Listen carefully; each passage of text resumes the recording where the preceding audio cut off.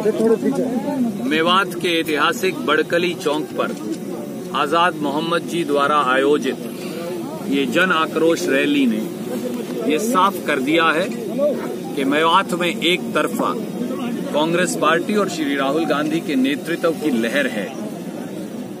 मुझे ये विश्वास है कि पिछले आम चुनाव में कांग्रेस पार्टी जो कामयाबी मेवात में नहीं पा पाई उसको हम बदल पाएंगे और सारी सीटें कांग्रेस पार्टी की झोली में मेवात के हमारे बुजुर्गवार, हमारे साथी और दोस्त वो इस बार में कांग्रेस पार्टी की झोली के अंदर डालेंगे। मोदी जी और खट्टर साहब, उनकी फूट, झूठ और लूट, तीन चीजें उनका डीएनए बन गए हैं। उस राजनीति का भी अंत होगा, नफरत की राजनीति का अंत होगा, बंटवारे के तौर तरीके का अंत होगा, लड़वाने की मंशा का अंत होगा और सदाचार, भाईचारा, सद्भाव, 36 बिरादरी और सब धर्मों की एकजुटता से मेवात के लिए विकास और प्रगति का एक नया रास्ता कांग्रेस पार्टी बना पाएगी। कुछ मुद्दों की चर्चा आज इस रैली में भी हमने की। जिस प्रकार 50,000 के करीब ड्राइविंग लाइसेंस कैंसिल कर जानबूझकर भेदभाव किया जा रहा है और बच्चों को रोजगार से वंचित किया जा रहा है।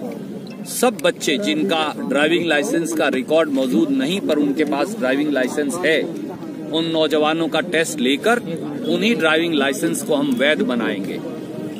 मारुति की अगली फैक्ट्री आईएमटी मेवात में मारुति से बातचीत करके यहां लगाई जाएगी। रोजगार और रोटी के अवसर, शिक्षा के नए अवसर विश्वविद्यालय के माध्यम से, तकनीकी शिक्षण संस्थाओं के माध्यम से इस इलाके में पैदा करेंगे। पीने के पानी की जो भयंकर समस्या है वो राजीव गांधी रेनीवेल प्रोजेक्ट को दोबारा से शुरू कर और जरूरत पड़ी तो उसे और बड़ा बनाकर एक एक घर के अंदर पीने का पानी उपलब्ध हो, ये हमारा संकल्प और रास्ता है। और मेवात जो है, हम जरूरत पड़ी तो अदालत में जाएंगे। अगर तिजारा तक पहाड़ के अंदर काम हो सकता है तो फिर फिरोजपुर झिरका के अंदर क्यों नहीं।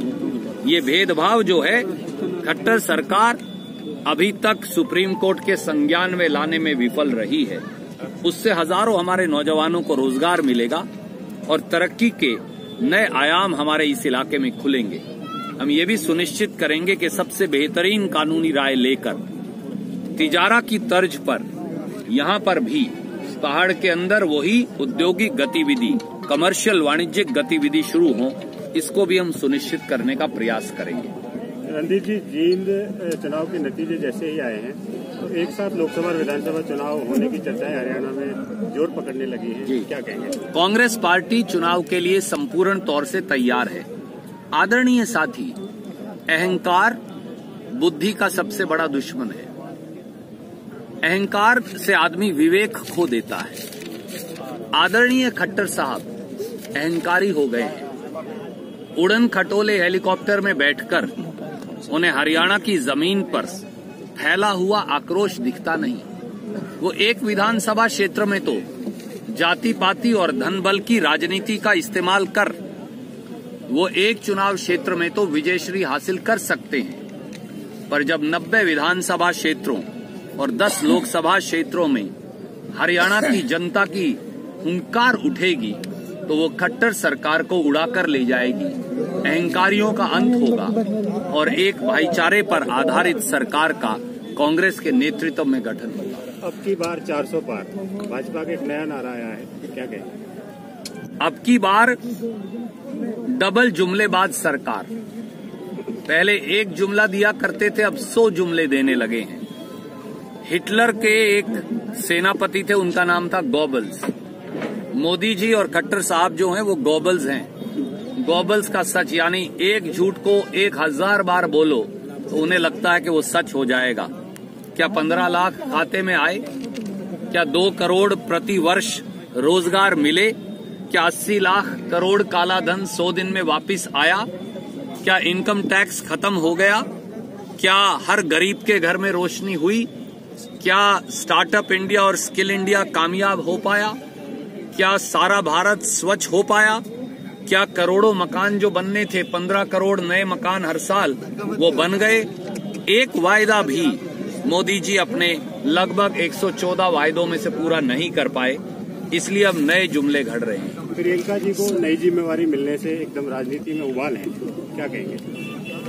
प्रियंका गांधी जी के राजनीति में पदार्पण को लेकर वर्षों से करोड़ों करोड़ों देश के लोग, खासतौर से उत्तर प्रदेश के लोग और करोड़ों कांग्रेस जन ये आस लगाए बैठे थे कि वो आएं और राहुल जी के साथ मिलकर कंधे से कंधा मिलाकर सक्रिय राजनीति में एक निर्णायक भूमिका निभाएं और एक नई राजनीति, एक नए किस्म की पारदर्शी जवाबदेही राजनीति की शुरुआत करें। उनके आने से उत्सव का माहौल है। मुझे ये विश्वास है कि मोदी जी की बौखलाहट ये दिखाती है कि राहुल गांधी जी और प्रियंका गांधी जी की जोड़ी ने अब मोदी जी और अमित शाह की बौखलाहट को दुगना बढ़ा दिया है।